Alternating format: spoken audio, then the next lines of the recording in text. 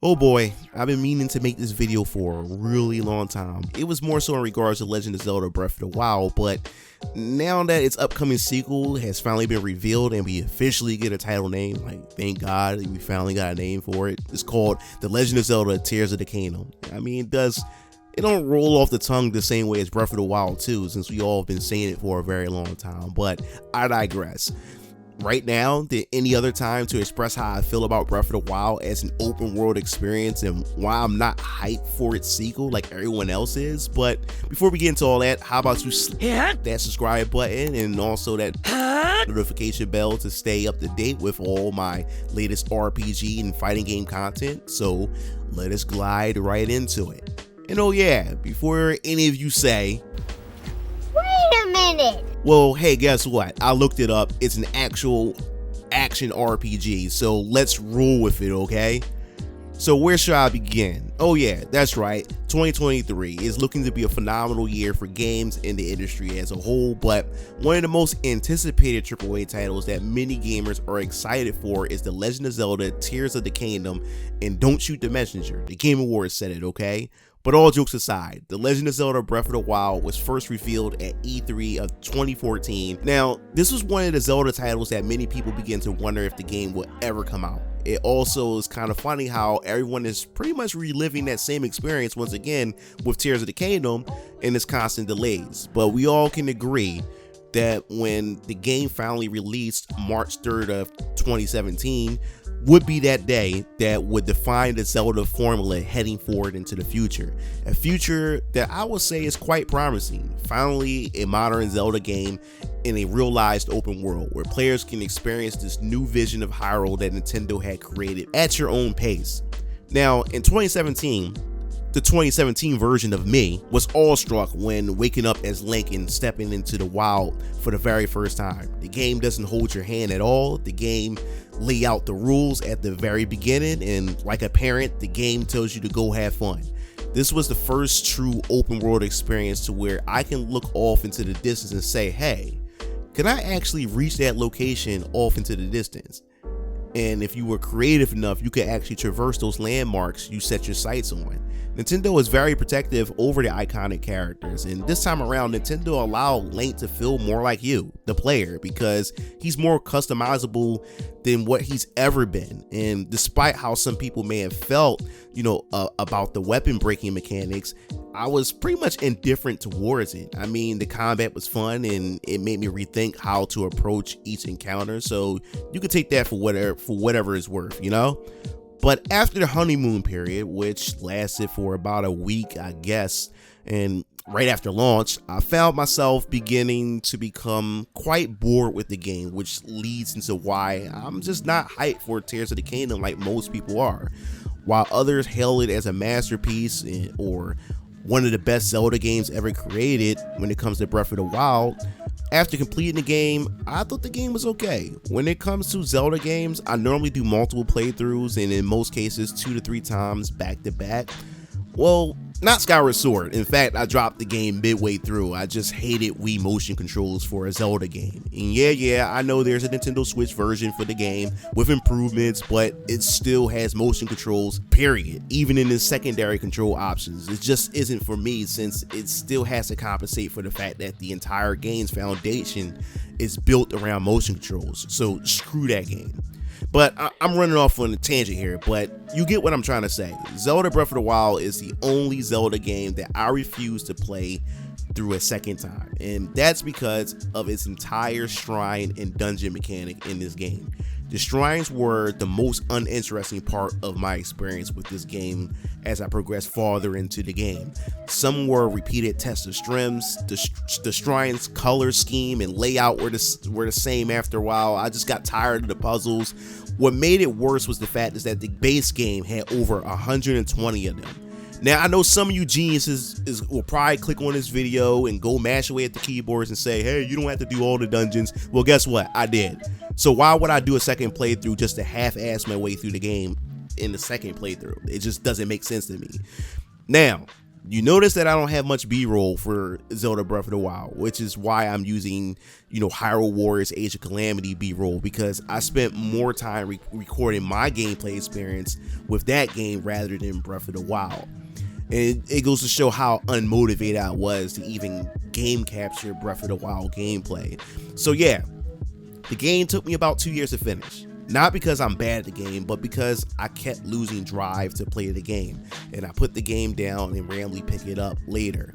It wasn't until Sakurai revealed the Wild Tunic Link in Smash Bros. Ultimate on his gameplay debut is pretty much what gave me the mustered up motivation to actually finish the game. I hated playing hot and cold with the shrine radar, the shrine with the compass to find the shrines in this massive open world. Most cases, looking for the shrines was more of a challenge than the shrine itself.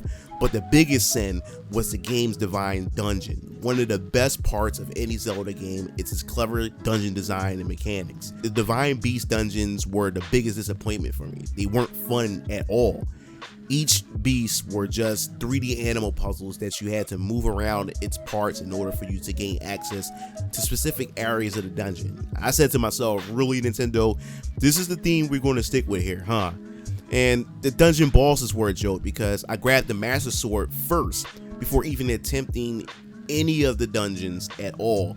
So the Ganon imitations didn't want any of that Hyrulean work, if you get what I'm saying. But the biggest letdown for me, and many others may not care for this, is the fact is that pretty much the game had no story. If you look at it from the lens of how the game is developed, the game can be played any way you like because the game is an open world experience, which also means some aspects of the story is going to somewhat take the back seat and be screwed in the process. You can completely skip the entire story and head to the end of the game.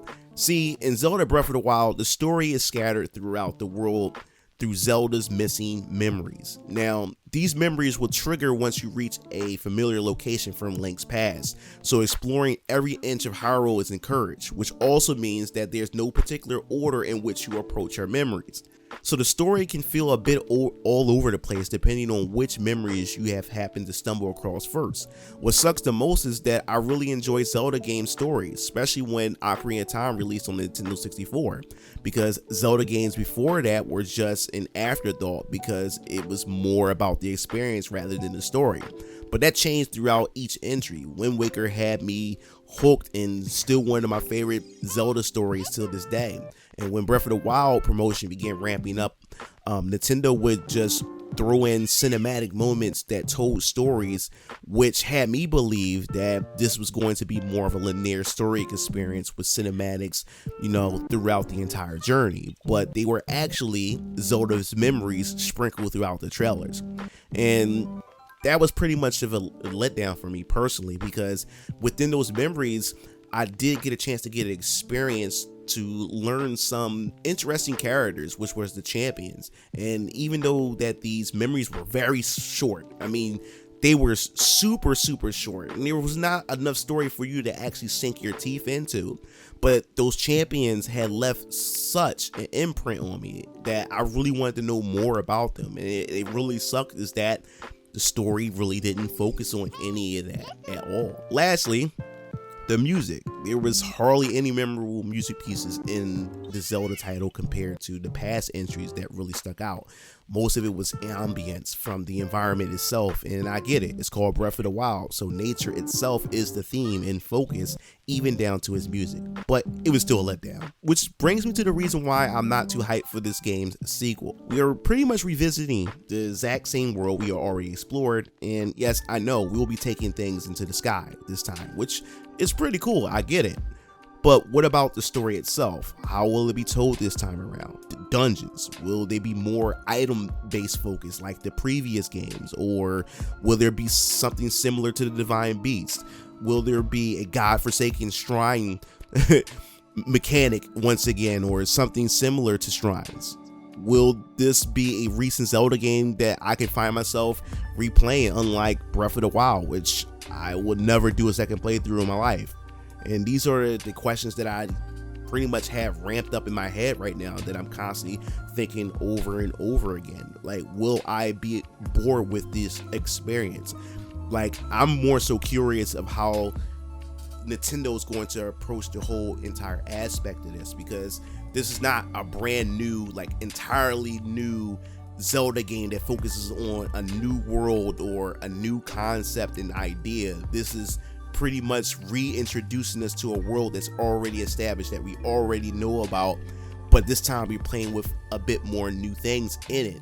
So will that be enough to, I don't know, change my mind? And the reason why I made this video is because I want to see what my response is going to be as I see more gameplay and more promotion around the game, and to eventually, when I get the game and play it myself, so you guys can actually hear my first impressions and my review of the game, because I'm a big Zelda fan.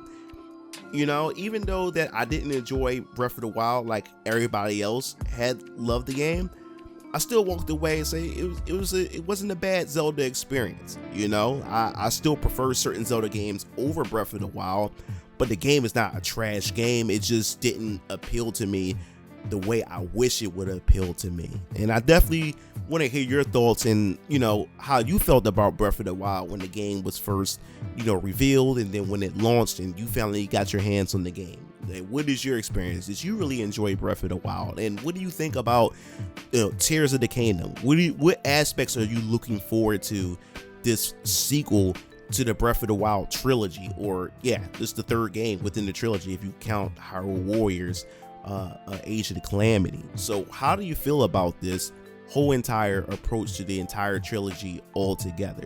Do you think this is one of the best Zelda trilogies or Zelda games of this generation? Or do you think that there was other Zelda games in the past that pretty much stomps it or can compete with what we have here, which is Breath of the Wild? So definitely want to hear your thoughts in the comment section below. If you enjoyed the video, make sure you, like I said, hit that like button, because the like button definitely helps me out in the algorithm. And as I said before, just hit that subscribe button and hit that bell to be notified for more JRPGs and, of course, fighting game content on this channel. This is MugenLord signing off. I'll see you Game Fiends later. Peace out.